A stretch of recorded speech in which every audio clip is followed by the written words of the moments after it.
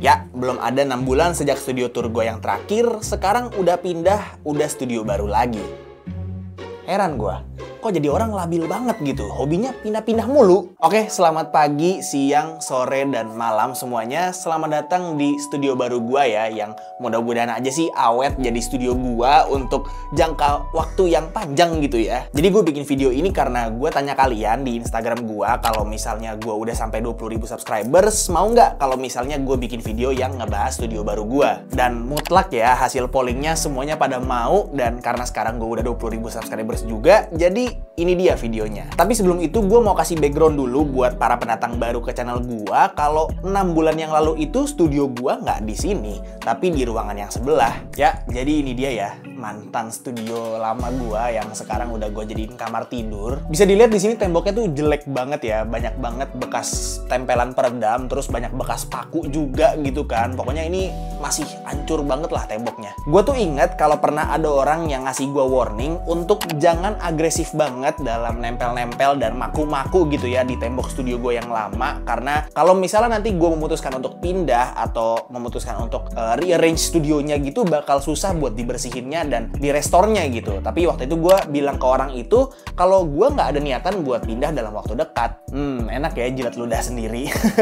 Nah, memang awalnya pas gue pindah ke rumah ini, pilihan kamar yang bisa dijadiin studio itu cuma kamar master bedroom yang ini sama kamar tamu kecil yang ada di depan, karena cuma 2 kamar ini aja yang ada AC-nya. Dan karena kamar tamunya itu kecil banget, gue ngerasa pilihan paling viable buat dijadiin studio ya si master bedroom ini. Cuman emang ada beberapa masalah soal master bedroom yang gue jadiin studio ini ya, dan salah satunya itu karena secara ukuran ruangannya itu dia gede banget, jadi agak susah juga buat diredamnya. Dan karena ada kamar mandinya juga, jadi itu nambah ke gemak suara overall dari satu studionya gitu. Kayak walaupun udah gua kasih peredam segitu banyak juga masih gemak banget gitu studionya. Gue juga bingung gitu cara ngeredamnya gimana. Ya tapi kalau sekarang mah udah enggak ya, karena kan kamar ini udah gue jadiin master bedroom dan ada kasurnya, dan memang kasur itu salah satu peredam gemak suara yang paling efektif gitu kan. Tapi memang sejak gue pindah ke rumah yang ini tuh gue pengennya kamar sama tempat kerja gue itu gue pisah gitu, jadi nggak mau jadi satu lagi. Udah sih paling gitu aja, gue nggak mau lama-lama bahas kamar yang ini karena memang kamar yang ini juga masih work in progress banget kan. Mungkin nanti kalau misalnya udah selesai gue renovasi kamarnya itu bakal gue bahas, tapi karena sekarang masih work in progress, jadi kita langsung ke studio barunya aja lah ya. Oke, jadi studio baru gue ini ada di kamar yang letaknya tuh tepat di sebelah master bedroom gue ya, which is studio lama gue, dan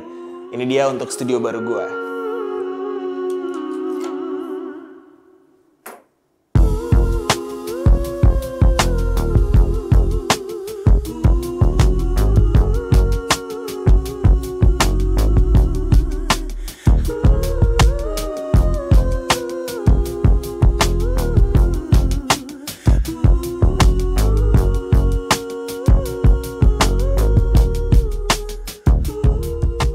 Nah jadi tuh emang tadinya kamar ini karena memang gak ada AC-nya gitu ya, jadi gue jadiin ya ibaratnya gudang bersih lah, tempat gue naro-naro barang review, naro barang gak dipakai, pokoknya ya tempat buat naro barang lah ya. Nah akhirnya gue memutuskan untuk mindahin AC yang tadinya ada di kamar tamu gue ke kamar yang ini, supaya kamar yang ini tuh bisa gue transformasi full jadi studio baru gue ya, karena memang secara ukuran ruangan juga kamar yang ini lebih gede dibanding kamar tamu gue, tapi memang lebih kecil sedikit dibanding kamar master bedroom gua yang tadinya itu jadi studio lama gua. Jadi kurang lebih kayak gini ya studio baru gua, dan di studio ini basically tuh gua bagi jadi 2 segmentasi gitu, 2 pojokan lah bisa dibilang. Dan yang pertama itu di sini ada pojok kreatif namanya ya, gua kasih nama ini pojok kreatif. Dia itu basically di sini ada setup utama gua buat gua kerja, sama ada ya dekorasi-dekorasi yang ya bisa jadi background juga buat video-video gue kalau misalnya gue lagi nge-review barang, atau buat naro-naro barang juga gitu, naro-naro barang-barang yang nambah karakter ke setup gue dan studio gue as a whole gitu kan. Jadi ya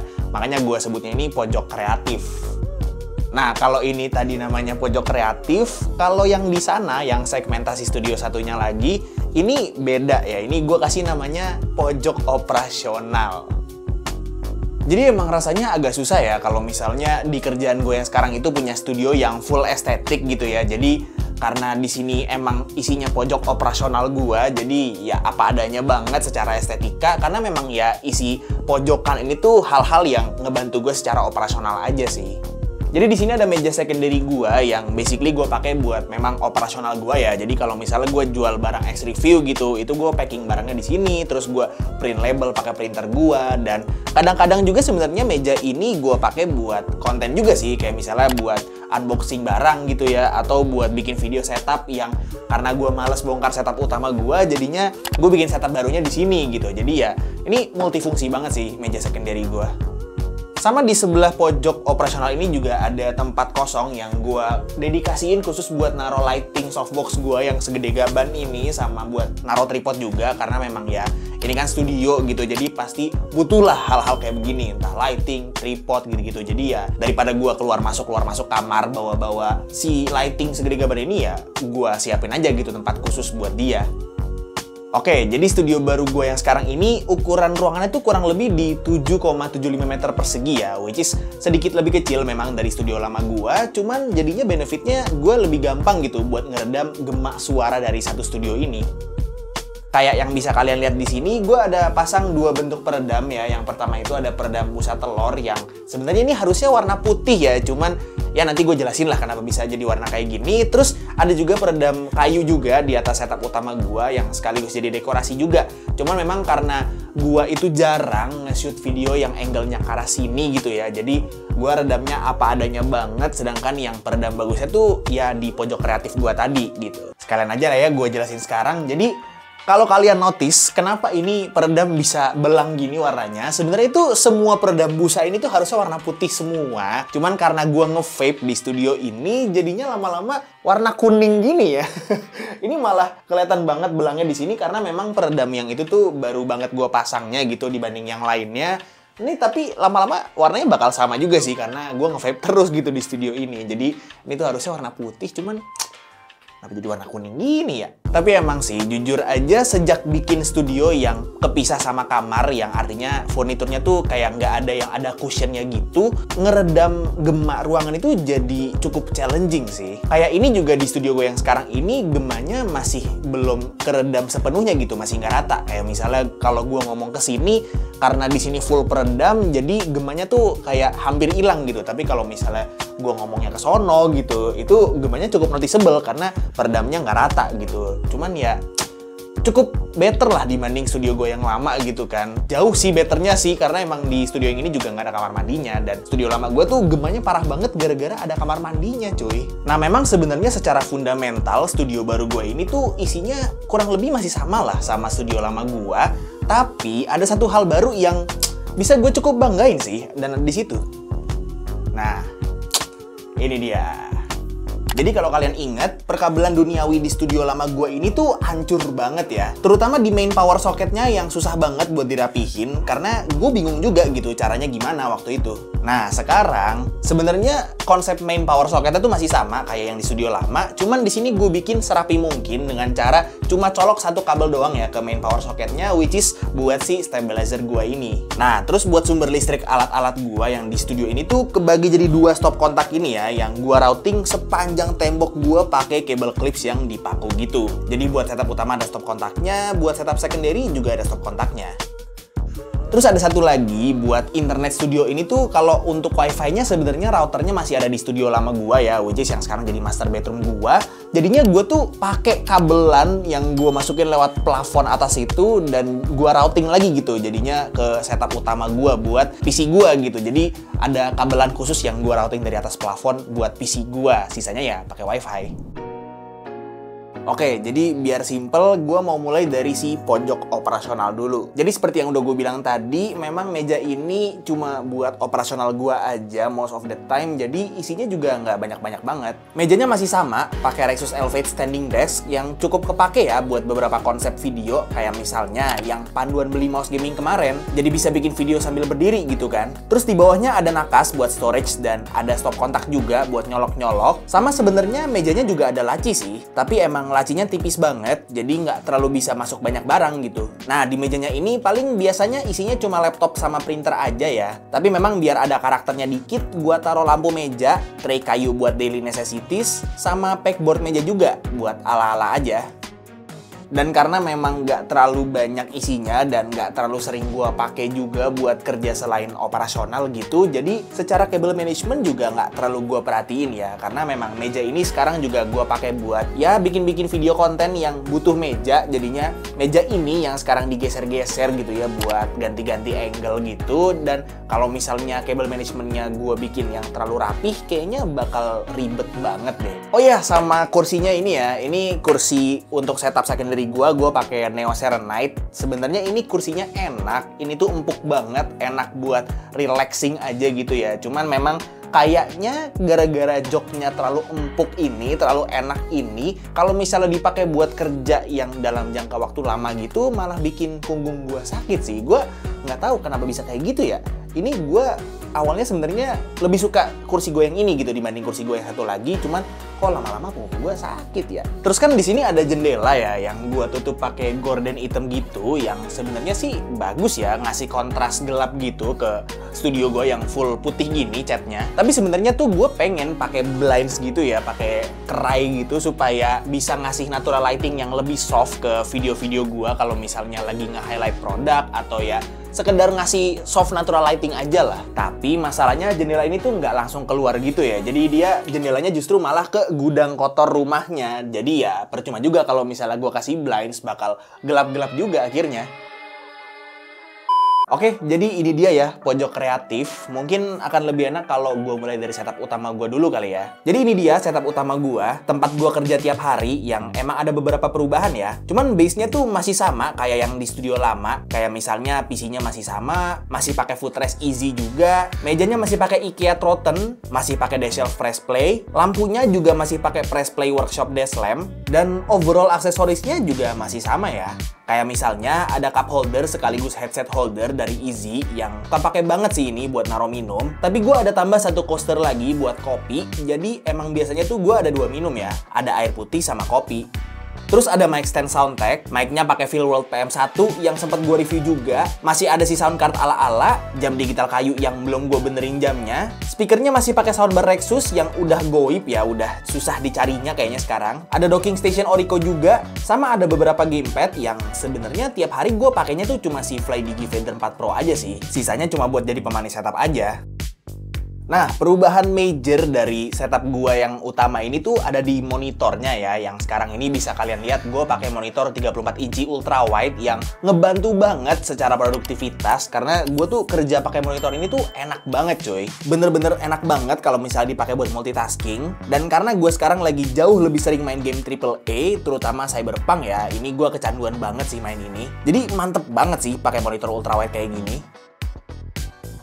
Terus biar lebih clean, pastinya monitornya gue mounting ke bracket gue. Sama ada satu tambahan juga di setup gue. Sekarang gue ada pakai kabel aviator lagi buat keyboard gue ya. Ini gue beli yang MYNK punya. Jadi sekarang kalau gue pakai keyboard, mau wired atau wireless, selalu gue colok gitu biar nggak ribet. Cable management juga masih gitu-gitu aja ya. Masih pakai IKEA Signum, soalnya kayak udah paten gitu ke meja gue. Mungkin nanti kalau gue ganti meja, tray kabelnya bakal gue ganti juga sih ke yang lebih ketutup.